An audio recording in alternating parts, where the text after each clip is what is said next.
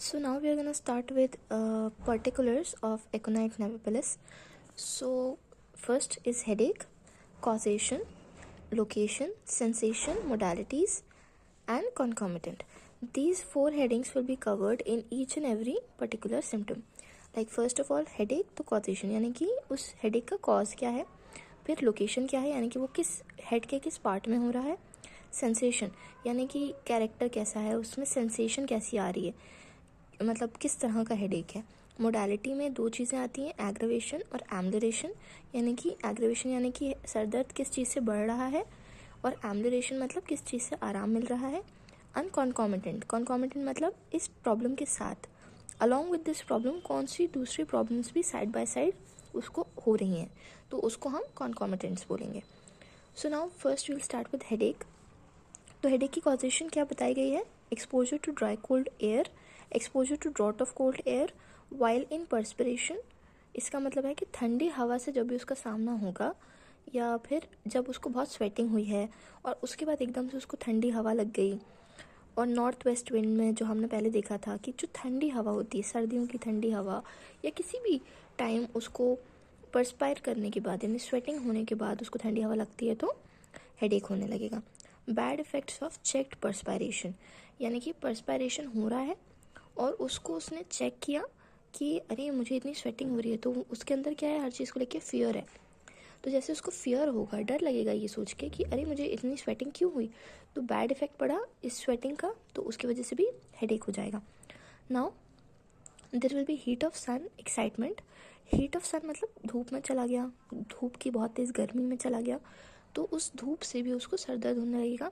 एक कोई भी किसी ने सरप्राइज़ दिया, कोई एक्साइटमेंट हो गई, कोई ट्रेजेडी हो गई, कोई भी शॉक लगा उसे, कोई भी सिचुएशन में उसे शॉक लगा या एक्साइटमेंट हुई तो भी हेडेक हो जाएगा। ये सारे इसके कॉजेशंस हैं, ये आपको एज इट इज़ याद रखने हैं for your examination and for your viva. Now location, तो there is intense pain is felt in the frontal region और सेमीलेटरली, यानी कि हमारे सर के आगे यानी माथे वाले हिस्से में। कहाँ पे सर दर्द होगा एकोनाइट के पेशेंट को, सर दर्द कहाँ होगा, फ्रंटल रीजन में यानी कि माथे वाले रीजन में, माथे पे सर दर्द होगा, और सेमीलेटरली यानी कि वो थोड़ा थोड़ा साइड साइड में भी सर दर्द उसके जाएगा। सेंसेशन, सेंसेशन कैसी होगी, headache is as if nailed up, ऐसा लगेगा कि उसके सर में कोई कील ठोक रहा है। Drives him crazy, fullness heaviness of forehead, भारीपन लगेगा सर में, बहुत ज़्यादा दर्द होगा, कैसा लगेगा जैसे कि कोई कील उसके सर में ठोक रहा है। As if the skull would be forced out through forehead, ऐसा इस लाइन का क्या मतलब है, जो हमारी स्कल है यानी कि हमारे हेड के अंदर स्कल है, उसके अंदर ब्रेन है, तो अंदर दर्द हो रहा है सर में, तो कैसा लगेगा कि जो कंटेंट्स हैं सर के अंदर के जो कंटेंट्स हैं वो इतने भारी और इतने पेनफुल फील होंगे कि उसको ऐसी फीलिंग आएगी कि ये तो ऐसा लग रहा है कि मेरा सर फट जाएगा, ये सब बाहर निकल जाएगा फट के, ऐसी वाली उसको फीलिंग आएगी। Burning headache as if the brain were agitated by boiling water, दिमाग खोलना जिसे हम कहते हैं दिमाग खोलना, उस तरह का सर दर्द देखने को मिलेगा, दिमाग खोलेगा उसका, इतना ज़्यादा उसके अंदर क्रेजीनेस है, फुलनेस ऑफ हेडेक है, हेवीनेस है और बर्निंग है, यानी कि बहुत गरम गरम फील होगा, ऐसा लग रहा है कि उसका दिमाग उबल रहा है, तो ये फट जाएगा, ये सारी सेंसेशन उसको आएंगी, जिसकी वजह से उसको ऐसा लगेगा कि बर्निंग हेडेक है और brain were agitated by boiling water. Sensation कैसी है, फुलनेस की, जैसे पूरा भर गया है, मतलब ठसा हुआ है। Throbbing in the headache, throbbing मतलब ऐसे पल्स बोलती है ना, जैसे पल्स चलती है टिक टिक टिक टिक, इस तरह का सर में दर्द होगा, जैसे कि हम कील ठोक रहे हैं उसमें भी ऐसे ही दर्द होता है, ठक ठक ठक सर में, तो उस तरह का सर दर्द उसको होगा। ये सेंसेशन याद रखना इंपॉर्टेंट है। देन मोडालिटीज़ पे आते हैं, एग्रेवेशन एंड एम्बुलेशन। तो एग्रेवेशन में किस चीज़ से प्रॉब्लम बढ़ रही है, तो towards the evening and at night, यानी कि शाम के वक्त और रात के वक्त सर दर्द बढ़ जाएगा, और वाइल गोइंग टू बेड, यानी कि जब वो बेड में जाएगा, सोने के लिए जाएगा, तब भी उसका सर दर्द बढ़ जाएगा। Pains are worse in warm room when lying on affected side, मान लीजिए कि राइट साइड पे उसको सर में दर्द हो रहा था, तो अगर राइट साइड की करवट लेके सोएगा तो उसको सर में दर्द और बढ़ जाएगा। या फिर वो गर्म रूम में, या कोई गर्म रूम है, हीटर चला हुआ है या बहुत देर से बंद है तो कमरा गर्म हो जाता है ना, तो उस तरह के कमरे में अगर वो जाएगा तो भी उसका जो पेन है वो बढ़ जाएगा, वर्स हो जाएगा ना। एम्बुलेशन, तो एम्बुलेशन में आराम किस में मिलता है, तो ओपन एयर में जाने से आराम मिलता है, यानी कि खुली हवा में जाएगा, बाहर जाएगा, नेचर में जाएगा, तो उसे आराम मिलेगा। हम नॉर्मली भी ये बात हमें इस तरह समझनी चाहिए कि उसके अंदर हर चीज़ को लेकर डर है, एंजाइटी है, परेशानी है। तो जब भी हम नेचर के पास जाते हैं, मदर अर्थ के पास जाते हैं, तो हमें कैसा लगता है? अच्छा लगता है, रिलैक्स्ड फील करते हैं हम। तो इसी वजह से इसमें बहुत ही कैरेक्टरिस्टिक सिम्टम है कि आपको इस तरह से याद रखना है कि उसको क्या है, एंजाइटी, टेंशन है, तो उसको कैसे रिलीफ मिलेगा? ठंडी हवा में जाने से, नेचर में जाने से उसको एम्बुलेशन मिलेगा। तो इस तरह से याद रखना है। कॉन्कॉमिटेंट क्या है, यानी कि हेडेक के साथ साथ उसको कौन सी दूसरी प्रॉब्लम्स भी फेस करने को मिल रही हैं। फियर ऑफ डेथ, उसको सर दर्द की वजह से क्या लगेगा कि इस दर्द से तो मेरी डेथ हो जाएगी। एंजाइटी, वरी, सर दर्द हो रहा है तो परेशानी और बढ़ेगी, क्या मुझे सर दर्द क्यों हो रहा है, मुझे टेंशन हो रही है उस चीज़ के लेके। तो हर चीज़ की उसको टेंशन होती है, तो उस वजह से एंजाइटी भी होगी, वरी भी होगी, मेंटल अनईजीनेस भी होगी और रेस्टलेसनेस भी होगी। अब सर दुख रहा है बहुत ज़्यादा भयानक तरीके से, तो वो एक जगह तो नहीं रह पाएगा ना, कभी वो यहाँ टर्न लेगा, कभी वहाँ टर्न लेगा, कभी बैठेगा, कभी लेटेगा, कभी उठेगा, क्योंकि एक तो उसके अंदर डर है, ऊपर से रेस्टलेसनेस है, बेचैनी है। तो जिस भी इंसान को बेचैनी होती है वो काम तरीके से लेट के आराम नहीं कर सकता, उसे बेचैनी है, उसके अंदर डर है, तो वो हमेशा इधर उधर होता रहेगा। Now the next particular symptom is कफ। सो कफ में वील सी कॉजेशन अगेन। सो कॉजेशन क्या है कफ की, कि कफ में भी कॉज्ड ड्यू टू एक्सपोजर और cold air, dry north west wind, exposure to draught of cold air and chest perspiration. Same causation है, मैं रिपीट नहीं करूँगी। ठंडी हवा में जाने से, स्वेटिंग होने के बाद ठंडी हवा लगने से, और किसी भी तरह के एक्सपोजर से, ठंड के किसी भी एक्सपोजर से उसको कफ होने लगेगा। द कफ में भी along with the fever, cough itself में स्टार्ट वायलेंटली। अचानक स्टार्ट होगा, क्योंकि एक्नाइट की सारी प्रॉब्लम्स कैसे स्टार्ट होती हैं, सडनली एंड वायलेंटली। ये वर्ड याद रखना है, बोल्ड में लिखा था पहले भी। तो सडनली एंड वायलेंटली स्टार्ट होती हैं, इसलिए हमें ये बात ध्यान में रखनी है कि ये जो भी इसकी जितनी भी सारी प्रॉब्लम्स हैं वो उस सब में वायलेंट स्टार्ट हैं, यानी कि एक्यूट टाइम यानी शॉर्ट पीरियड के लिए होंगी और वायलेंटली स्टार्ट होंगी, और कफ के साथ साथ फीवर भी देखने को मिलेगा। कैरेक्टर ऑफ कफ, यानी कफ किस तरह का होगा, सडन होगा, वायलेंट होगा। इट में भी क्रूप। क्रूप का क्या मतलब होता है? क्रूप मतलब ये होता है कि रेस्पिरेटरी ट्रैक्ट में, जो रेस्पिरेटरी ट्रैक्ट है उसमें किसी भी तरह से जब कोई स्वेलिंग आती है, या पर रेस्पिरेटरी ट्रैक्ट में इन्फेक्शन हो जाए या किसी भी तरह के ब्लॉक हो जाए जिसमें की वजह से ब्रीदिंग में डिफ़िकल्टी हो, और उसकी वजह से कैसा कफ हो जाता है, बार्किंग कफ। तो जैसे हम कहते हैं ना, हिंदी में हम कहते हैं उसे कुक्र खांसी, कुक्र वाली खांसी, यानी कि कुक्र खांसी मतलब होता है बार्किंग कफ। बहुत ज़्यादा खौ खौ करके ड्राई वाली जो खांसी होती है उसको हम कहते हैं बार्किंग कफ। तो हमें इसमें क्रूप देखने को मिलेगा। तो ये इसका कैरेक्टर है, किस तरह का नेचर होगा, croup cough. Cough is dry, जैसे कि मैंने बताया कि ड्राई खांसी होगी। होर्स होगी, यानी कि आवाज़ आएगी गले में से, बहुत खर की आवाज़ आएगी, क्योंकि गला कैसा है, सूखा हुआ है, ड्राई है। क्योंकि ठंड भी ड्रॉट मतलब क्या होता है, सूखा हुआ। ड्रॉट ऑफ कोल्ड एयर से ही उसको प्रॉब्लम हुई है। तो सफोकेशन भी होगी उसको। उसकी जो लाउड भी होगा, क्यों? क्योंकि उसका कफ जो है कैसे, बार्किंग कफ है। कुत्ता जब बाहर बार्क करता है, भौंकता है, तो कैसे ज़ोर ज़ोर से भौंकता है ना, हमारे घर के अंदर तक आवाज़ आती है, तो वो कैसा होता है, लाउड। तो खांसी भी कैसी है, बार्किंग कफ जैसी है। तो कफ भी कैसा होगा, लाउड, यानी कि जब वो खांसेगा तो बहुत ज़्यादा तेज़ आवाज़ आएगी। रफ, कोर्किंग, वही खराश होगी उसके अंदर, बहुत ज़्यादा रफ खांसी होगी क्योंकि ड्राई है, तो बहुत ज़्यादा सूखी जो होती है। और रिंगलिंग एंड विस्लिंग। विस्लिंग मतलब जब वो सांस लेगा ना तो ऐसा लगेगा सीटी बज रही है, सांस लेते वक्त सीटी बजेगी। और रिंगिंग, खड़खड़ जो कफ है उसके सीने में, यानी कि चेस्ट में आवाज़ आएगी, खड़खड़, यानी रिंगिंग आवाज़, रिंगिंग होगी उसके चेस्ट में। तो आप सुन सकते हैं वो चीज़, बहुत इजीली विजिबल होती हैं ये सब चीज़ें। जब पेशेंट खांस रहा है तो हम देखना है कि उसकी खांसी कैसी है, सूखी है, उसके चेस्ट में कैसी आवाज़ आ रही है, गर्गलिंग, रिंगिंग साउंड आ रहा है। जब वो सांस ऐसे ले रहा है ऐसे, तो उसके अंदर क्या, विसल की आवाज़ आ रही है, विस्लिंग, यानी सीटी बज रही है उसके सांस लेने में।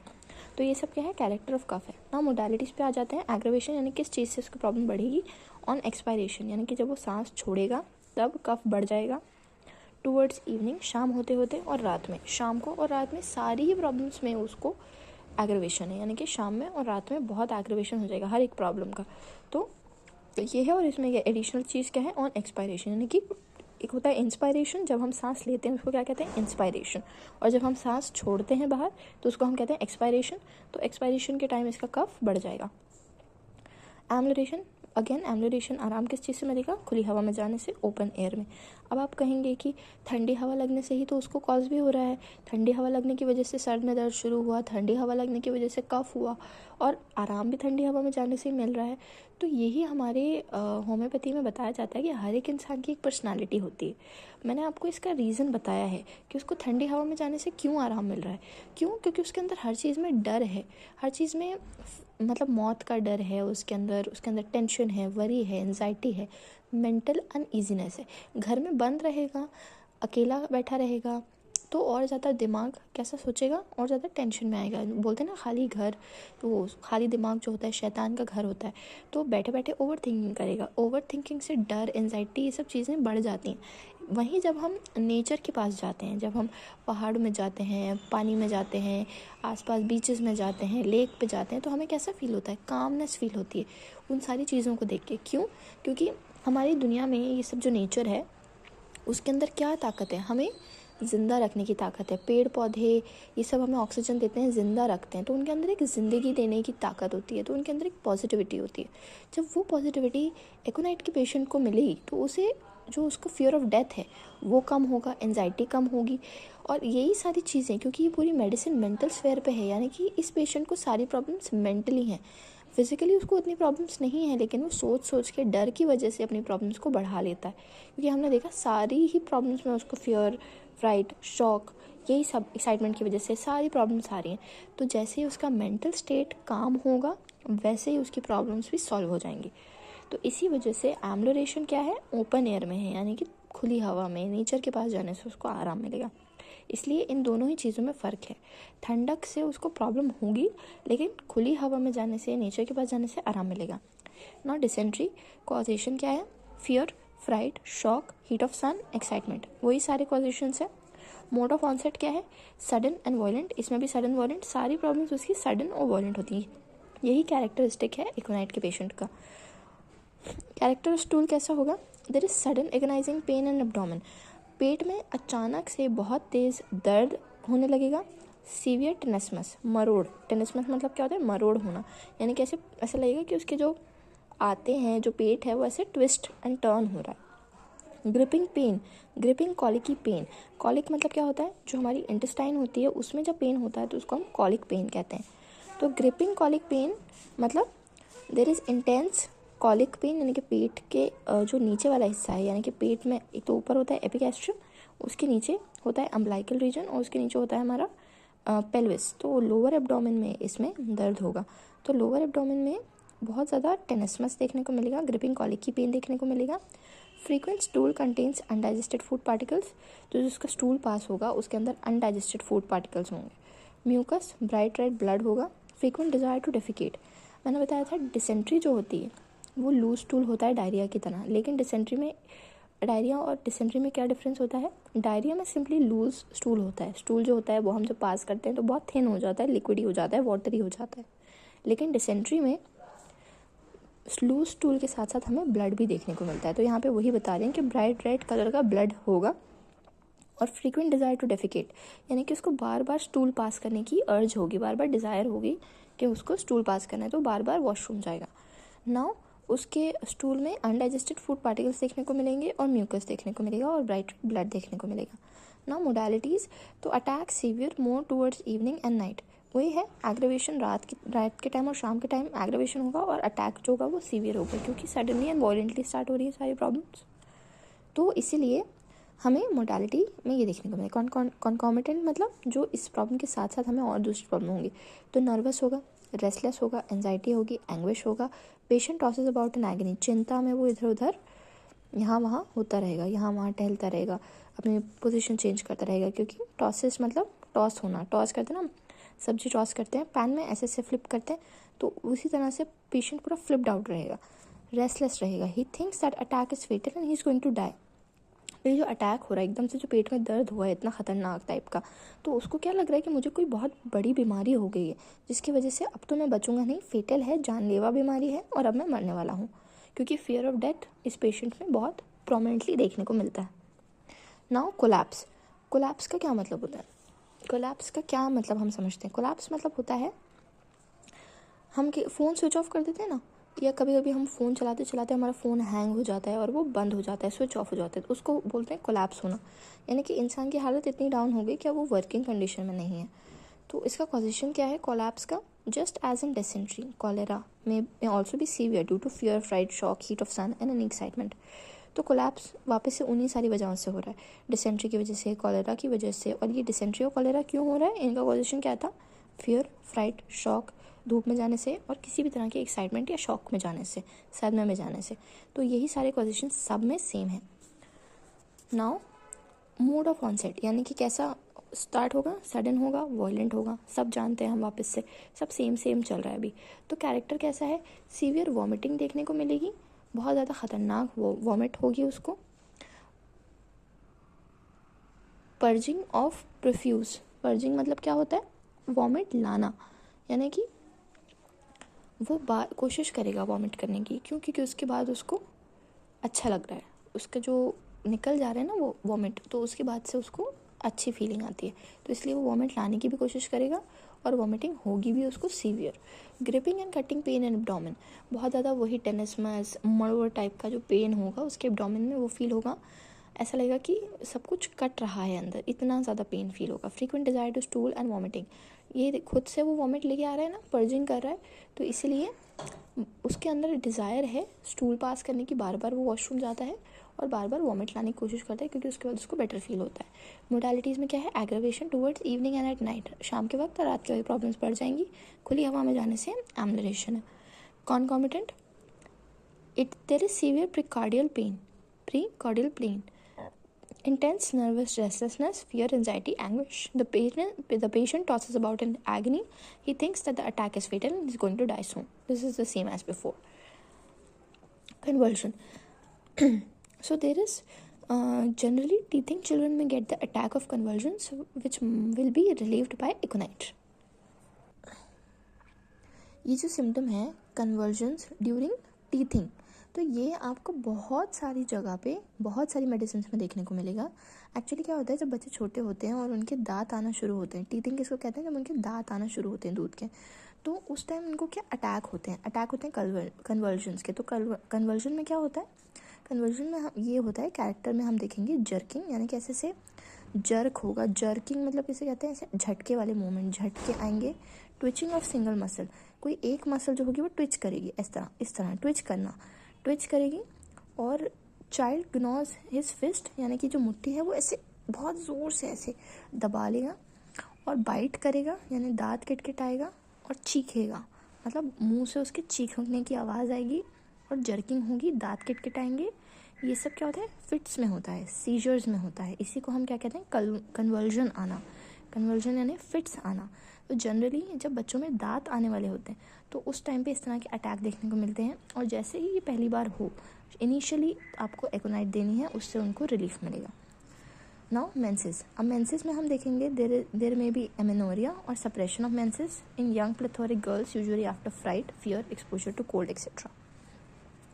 एमेनोरिया की बहुत ही अच्छी मेडिसिन है एकोनाइट। एमेनोरिया क्या होता है? ए मेनोरिया यानी कि absence, a for absence, and menorrhoea मतलब मेंसेस का एब्सेंट हो जाना। यानी कि हमें पता है कि हर 28 डेज़ बाद हमारी मेंस्ट्रुअल साइकिल रिपीट होती है, हर 28 डेज़ बाद हमारी मेंसेस आते हैं फॉर 5 डेज़ मैक्सिमम। तो एमेनोरिया मतलब मेंसेस का एब्सेंस, यानी कि मेंसेस नहीं आए 2-3 महीने, 6 महीने, 1 साल मेंसेस नहीं आए। तो ऐसी लड़कियों में क्या होता है? सप्रेशन हो जाता है मेंसेस का। क्यों सप्रेशन हो जाता है?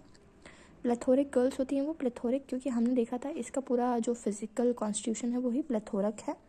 प्लेथोरिक देखने को मिलता है, यानी कि ब्लड का सर्कुलेशन बहुत रश है, बहुत ज़्यादा फास्ट और बहुत ज़्यादा वॉयलेंट सर्कुलेशन ऑफ ब्लड है। तो प्लेथोरिक गर्ल्स यानी कि बहुत ज़्यादा रेड उनकी स्किन दिखेगी और ऐसा लगेगा उनके अंदर खून बहुत ज़्यादा भरा हुआ है।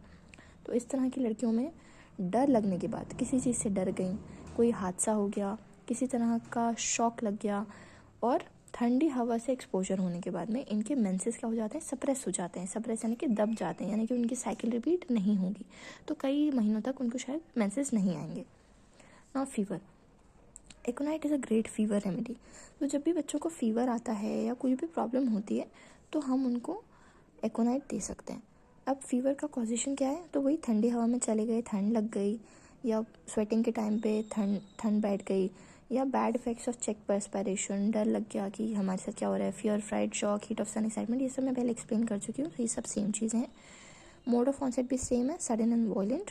सिम्टम्स देखते हैं फीवर के, तो sudden and violent attack of fever, high rise of temperature, बहुत ही ज़्यादा एकदम से नॉर्मल था बच्चा और एकदम से बहुत तेज़ फीवर आ गया, हमें समझ में नहीं आएगा कि ये इतना तेज़ फीवर इसको क्यों आया अचानक से।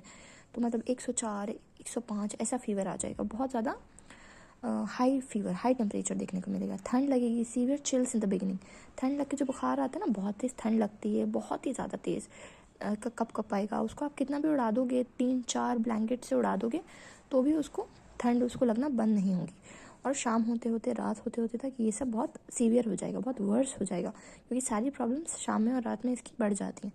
तो बहुत ज़्यादा चिल्स होंगे, बहुत ज़्यादा बुखार तेज़ हो जाएगा। Very chilly if uncovered but with internal heat, uncover करेंगे तो भी ठंड लगेगी और इंटरनल हीट की वजह से भी ठंड लगेगी। तो एक्यूट फीवर इज़ जनरली और of short and sharp attack, तो हमें पता है कि एक्यूट मेडिसिन है तो छोटे टाइम पीरियड के लिए सब होगा, यानी कि होगा तो बहुत तेज़, बहुत ख़तरनाक अचानक से आएगा, लेकिन बहुत शॉर्ट पीरियड के लिए होगा। और शार्प अटैक होगा, यानी कि एकदम से अटैक होगा किसी भी प्रॉब्लम का। तो there is no periodicity whatsoever. Periodicity का मतलब क्या होता है, किसी भी प्रॉब्लम का एक पर्टिकुलर टाइम इंटरवल के बाद अपने आप को रिपीट करना, यानी कि आज बुखार आया 12 बजे तो कल फिर 12 बजे फिर से बुखार आ गया, यानी कि सेम टाइम पीरियड पे, सेम टाइम पे उसने वापस अपने आप को रिपीट किया। तो एकोनाइट के पेशेंट में पीरियोडिसिटी देखने को नहीं मिलती, यानी कि फीवर कभी भी आ सकता है, कभी भी सडनली और वायलेंटली अटैक हो सकता है, शार्प अटैक हो सकता है। So the most violent attack of fever requiring aconite will be subside in night. जो भी पेशेंट्स हैं जिनको रात में बहुत ही ख़तरनाक तरीके से बुखार आया है ठंड लग के, तो वो किसको इंडिकेट कर रहे हैं, एकोनाइट पेशेंट को इंडिकेट कर रहे हैं। तो हम उनको एकोनाइट देंगे तो उनको रिलीफ मिलेगा। No other drug is needed. अगर इस तरह का सिचुएशन हमें देखने को मिलती है कि रात में ही बुखार आ रहा है बहुत तेज़, सडनली, बहुत ख़तरनाक तरीके से, तो हमें किसी और ड्रग के बारे में सोचने की ज़रूरत नहीं है, एकोनाइट दे दो शांति से। Aconite should never be given simply to control the fever, never be alternate with other drug for that purpose. मान लीजिए हमें बुखार है और हमने सिर्फ ये देखा कि रात में बुखार आ रहा है तो हमने उसको एकोनाइट दे दी, ऐसा नहीं करना है, नेवर डू दिस। क्यों? क्योंकि हमें पता है कि एकोनाइट कैसी मेडिसिन है, मेंटल स्फेयर की मेडिसिन है, तो हमें उसका क्या देखना है, मेंटल स्फेयर देखना है। अगर उसके फेस पे डर दिख रहा है, उसको फियर ऑफ डेथ है, अगर वो बोल रहा है कि नहीं इससे तो मैं मर ही जाऊँगा, ये तो इतना तेज़ मुझे बुखार आया है, ये तो मुझे मार ही डालेगा, तब जब हमने देखा कि मेंटल सिम्टम्स भी मैच कर रहे हैं, सारे सिम्टम्स, मेंटल के सारे symptoms, fear, fright, shock, excitement की वजह से, ठंड लगने की वजह से, ये सारे कॉजेशंस अगर हमें मैच कर रहे हैं तो ही हम एकोनाइट देंगे। और इसी पर्पज़ के लिए मान लीजिए कि हमें बुखार आ रहा है और हम कोई और मेडिसिन देना चाहते हैं, जैसे कि बुखार में हम इपिटोरियम परफोरेट देते हैं, तो मान लीजिए हमारे पास इपिटोरियम परफोरेट ख़त्म हो गई तो हम उसकी जगह एकोनाइट नहीं दे सकते। होम्योपैथी में किसी भी मेडिसिन की जगह दूसरी मेडिसिन को सब्स्टिट्यूट करना मना है। जो सिम्टम जिस मेडिसिन से मैच कर रहा है आपको वही मेडिसिन उसको देनी है और सिंगल मेडिसिन देनी है, ताकि सिम्टम्स हमारे मिसमैच ना हो, मिक्स ना हो। ठीक है, तो ये हमारे यहाँ तक पॉइंट क्लियर हो गए। और फेस कैसे दिखेगा फीवर के टाइम पे, तो रेड और पेल एंड रेड ऑल्टरनेटली, यानी कि कभी रेड दिखेगा कभी पेल दिखेगा, ऐसा लगेगा कि बिल्कुल खून ख़त्म ही हो गया, पेल एकदम पीला पड़ जाएगा, फिर रेड हो जाएगा। एंशियसनेस, फ्राइटेंड एक्सप्रेशन, यानी कि डर के और घबराहट के एक्सप्रेशन उसके चेहरे पे बहुत ही विजिबल होंगे externally. Sensation of face growing और स्वेलिंग, ऐसा लगेगा कि चेहरे की क्या स्वेलिंग हो रही है, चेहरा बढ़ रहा है, बड़ा हो रहा है, स्वेलिंग हो रही है चेहरे में। The rising of the red face becomes deathly pale and he feels dizzy, जैसे कि वो लेटा हुआ है उठेगा तो उसका फेस कैसा हो जाएगा, रेड हो जाएगा, और फिर जैसे उठेगा तो उसका फेस कैसा हो जाएगा, डेथली पेल, यानी कि ऐसा हो जाएगा जैसे मर चुका है। मरे हुए लोगों का पेल हो जाता है चेहरा, क्योंकि उनका सर्कुलेशन ब्लड का रुक जाता है, ख़त्म हो जाता है, तो चेहरा कैसा हो जाता है, पेल हो जाता है। तो ही फील्स डिजी, एकदम से खड़े होने के बाद उसको कैसा लगेगा, डिजी, चक्कर से आएंगे, उसको ऐसा लगेगा नींद आ रही है, बहुत ज़्यादा ऐसा गुनून की, यानी कि बहुत थका हुआ, एकदम चक्कर वाला, एकदम हल्कापन सर में, ऐसा लगेगा कि लेट जाऊँ मैं, तो ये डिजीनेस फील होगी। स्किन ड्यूरिंग फीवर, स्किन कैसी रहेगी, ड्राई रहेगी, हॉट रहेगी और बर्निंग सेंसेशन रहेगा, रेड रहेगी, शाइनिंग रहेगी, hot with violent pain, sensitiveness रहेगी, उसको टच नहीं करने देगा, बहुत ज़्यादा खतरनाक तरीके से उसको पेन होगा फीवर के दौरान। Sweat in fever, there is drenching sweat specially on parts laid on which relieves, Boericke में ये बताया गया है कि ऐसा हिस्सा जो कि जिसके ऊपर वो लेटा हुआ है, जैसे कि राइट करवट पे लेटा हुआ है तो सीधा हाथ दबा हुआ होगा, सीधा शोल्डर दबा हुआ होगा, तो सीधे साइड पे यानी कि राइट साइड पे उसको स्वेटिंग होगी बहुत ज़्यादा। तो ये स्वेट हमें देखने को मिलता है। ओवरऑल स्वेटिंग नहीं देखने को मिलती है, सिर्फ उन हिस्सों पे स्वेटिंग देखने को मिलती है जिसके ऊपर वो लेटा हुआ होता है या जो दबे हुए होते हैं। थर्स्ट ड्यूरिंग फीवर, प्यास कैसी लगती है? स्पेशली ड्यूरिंग हीट स्टेज, यानी कि जब उसको बुखार है बहुत तेज़, तो the patient is very much thirsty, यानी कि उस टाइम तो उसको बहुत ज़्यादा प्यास लगेगी। So there is burning thirst for large quantity of water. हमने पहले भी देखा था कि एक्नाइट पेशेंट में अनक्वेंचेबल थर्स्ट है, यानी कि ना बुझने वाली प्यास, ठंडे पानी की ना बुझने वाली प्यास, यानी कि ठंडा पानी पीनेगा वो और उसको बहुत ज़्यादा लार्ज क्वांटिटी में पिएगा, यानी कि एक ग्लास या एक सिप नहीं, ऐसे 1-2 ग्लास ठंडा पानी के वो इकट्ठा पी जाएगा और उसकी बर्निंग थर्स्ट होगी, यानी कि ना बुझने वाली प्यास, जलन होगी कि जैसे आग लगी हुई है अंदर, क्योंकि इतना तेज़ फीवर है उसको, तो उसको ऐसा लगेगा कि मैं पानी पी लूँ बहुत सारा। Now mental symptoms during fever, तो patient is very much anxious, हमें पता है एंशियस होगा यानी घबराया हुआ होगा, नर्वसनेस होगी, रेस्टलेसनेस होगी, बहुत ज़्यादा बेचैनी होगी, घबराहट होगी, टेंशन में होगा, and he tosses about in agony, यानी कि परेशानी में, टेंशन में, और इधर से उधर वो होता रहेगा क्योंकि उसके अंदर बहुत रेस्टलेसनेस है। फेस पे क्या दिखेगा? एक्सप्रेशन दिखेंगे डर के, घबराहट के, फियर ऑफ डेथ के, और even predicts a time of death. जब फीवर होगा बहुत तेज़ और उसको ऐसा लगेगा कि ये फीवर तो जानलेवा है, ये तो मेरी जान लेके जाएगा, तो वो पेशेंट क्या है, अपने मिलने वालों को बुलाएगा, उनसे मिलेगा, उनसे विदा लेगा, क्योंकि उसको ऐसा लग रहा है कि वो तो अब मर जाएगा, अब उसे कोई नहीं बचा सकता। यानी कि बचा सकता है, कौन बचा सकता है? डॉक्टर बचा सकता है उसको, अगर सही टाइम पे सही मेडिसिन मिल गई तो वो बच जाएगा। लेकिन वहीं उसके फेस पे क्या देखने को मिलता है? Fear, expression of fear of death, और even predicts the time of death. वो क्या बताएगा? टाइम ऑफ डेथ बताएगा, कि बोलेगा कि जब ये मिनट का जो कांटा है वो इस पॉइंट पे आएगा तो मैं कुछ नहीं, एक ज़िंदा लाश बन के रह जाऊँगा, मैं ज़िंदा नहीं रहूँगा, उसके बाद मैं एक लाश बन के रह जाऊँगा, यानी कि मैं मर चुका हूँगा उस वक्त। तो becomes intolerable during the evening and on the bed. ये फीवर कब होता है? इनटॉलरेटेबल, यानी कि उसको बर्दाश्त नहीं होता, शाम के वक्त बहुत तेज़ हो जाएगा, और जब वो बेड में जाएगा तब, क्योंकि बेड में जाने से भी उसकी सारी एग्रेवेशंस हो रही हैं उसकी प्रॉब्लम में। The patient think that he will definitely die soon, उसको ऐसा लगता है कि मैं बहुत जल्दी मरने वाला हूँ। The fever is so severe that is fatal to him and unless treated immediately. ये बहुत इंपॉर्टेंट लाइन है क्योंकि ये इसको आर्सेनिक पेशेंट से डिफ्रेंशिएट करती है। आर्सेनिक पेशेंट को क्या लगता है कि मेरी जो बीमारी है वो इतनी जानलेवा है कि उसको कोई मेडिसिन, कोई डॉक्टर, कोई भी दुनिया का इंसान ठीक नहीं कर सकता और मेरा मरना तय है। लेकिन एकोनाइट के पेशेंट में उसको क्या लगता है कि मैं मरने वाला हूँ बहुत जल्दी, डाई विल सून। फीवर बहुत ख़तरनाक है, सीवियर है, जानलेवा फीवर है, लेकिन डॉक्टर को जल्दी बुलाओ, इमीडिएटली। अगर मैं अभी ट्रीटमेंट मुझे मिल जाए तो मैं ठीक हो सकता हूँ। तो ये बहुत बड़ा मेंटल सिम्टम है दोनों मेडिसिन को डिफ्रेंशिएट करने के लिए। ना मोडालिटी, एग्रेवेशन शाम के वक्त, रात के वक्त, और गर्म रूम में जाने से, बेड में जाने से, इन सब से इसको एग्रेवेशन है। खुली हवा में जाने से, और स्वेटिंग अगर हो गई पूरी बॉडी में, हमें पता है बुखार जब उतरता है तो हमें पसीना आता है, तो अगर पसीना आ गया, बुखार उतर गया तो आराम मिल जाएगा। जनरल मोडालिटीज़, तो जनरल मोडालिटी सेम है, शाम के वक्त, रात के वक्त। पेन जो है वो अनसपोर्टेबल है, गर्म रूम में जाने से, बेड से एकदम उठने से, पेनफुल साइड पे लेटने से, अफेक्टेड साइड पे लेटने से, इन सब से एग्रीवेशन है। खुली हवा में जाने से एम्बुलेशन है। रिलेशन देखेंगे, aconite is complementary to coffea in fever. Coffea से कॉम्प्लीमेंट्री है फीवर में, यानी कि कॉफिया और एकोनाइट एक दूसरे को कॉम्प्लीमेंट करती हैं, यानी कि एक दूसरे का एक्शन कंप्लीट करती हैं। स्लीपलेसनेस में, इंटॉलरेंस ऑफ पेन में। तो ये कॉफिया, एकोनाइट और कैमोमिला दोनों पेन के ट्रायो में आती हैं, तो ये इसको कॉम्प्लीमेंट्री भी करती है। To arnica and traumatism, aconite is complementary to arnica in traumatism. Trauma क्या होता है? किसी भी तरीके की दुख भरी बात सुन के हम जो सदमे में चले जाते हैं ना, दुख में चले जाते हैं, बहुत ज़्यादा दुख, तकलीफ़ और शॉक में चले जाने को हम कहते हैं ट्रॉमा लग गया। जब कोई एक्सीडेंट होता है या कोई घटना हो जाती है उसको भी हम ट्रॉमा कहते हैं। तो इस तरह के इंसिडेंट को एकोनाइट या आर्निका से कॉम्प्लीमेंट्री। आर्निका क्या है? चोट की मेडिसिन है, यानी कि इंजरी की मेडिसिन है। तो जब भी कोई इंजरी होती है तो उसमें भी हमें क्या होता है? ट्रॉमा होता है। तो एकोनाइट क्या है? आर्निका की कॉम्प्लीमेंट्री है। Two sulphur in all cases, हमें पता है सल्फर इज क्रॉनिक ऑफ एकोनाइट, तो सल्फर और एकोनाइट का बहुत ज़्यादा गहरा रिश्ता है जिसमें कि ऑल केसेस में ये इसको कॉम्प्लीमेंट करती है। एकोनाइट is acute of sulphur, same बात है, सल्फर एकोनाइट की क्रॉनिक है और एकोनाइट सल्फर की एक्यूट है। Both precede and follow acute inflammatory condition. सारे सिम्टम्स ये सर इन दोनों में सेम देखने को मिलेंगे। इन एफोनिया, एकोनाइट एफोनिया में बहुत ही अच्छी मेडिसिन है। एफोनिया का क्या मतलब होता है? Loss of voice. ठंडी हवा में जाने के बाद कभी कभी होता है गला बैठ जाता है और कुछ लोगों की आवाज़ ही चली जाती है, तो यानी कि वो बोलेगा लेकिन आवाज़ ही नहीं आएगी उसके गले से, तो लॉस ऑफ वॉइस मतलब aphonia. When aconite phosphorus spongia fails, aconite phosphorus spongia fails, ये सारी भी एफोनिया की मेडिसिन हैं। तो cina should be thought of. Cina भी एक मेडिसिन है। जब ये सारी मेडिसिन फेल हो जाती हैं एफोनिया के लिए यानी कि लॉस ऑफ वॉइस के लिए, तो हमें सिना के बारे में सोचना चाहिए। एंटीटोड, एंटीटोड मतलब इस एकोनाइट मेडिसिन का एक्शन कौन ख़त्म करेगा, और एंटीटोड बाय का मतलब ये एकोनाइट का एक्शन कौन ख़त्म करेगा, और एंटीडोट मतलब एकोनाइट किस किस मेडिसिन का एक्शन ख़त्म करेगी।